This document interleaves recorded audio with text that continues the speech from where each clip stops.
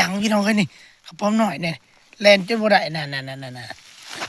หนาวแห้งมันจังนี่เอ้ยหนาวแห้งหลายจนกระป๋อมจนจังขานี่ปองเขาดักอะไรเขาดักปองนี่ไปนี่เดี๋ยวหนทางมันเป็นหนทางไปเรียบร้อยเลยนี่เกี่ยวเขาใช้กันกับเงาใหม่เลยเพราะว่าสนมันยังบ่ช่องสนนะนี่คันมันบ่วงมันบ่ขาดสนหนึ่งนะมันยังบ่ช่องเลยโอเคพี่น้องเอ้ยมันมาแล้วมันเกี่ยวเขากกลักเรียบร้อยแล้วนี่เห็นบ่ตัวนี้เรียบร้อยเลยเด้นี่เกี่ยวเขาลักเลยนี่เกี่ยวเขาลักตัวบ่วงพันเขาเลยจักเท่าไรมุนบ่แล้วบ่วงทิ่มเลยบ่วงไง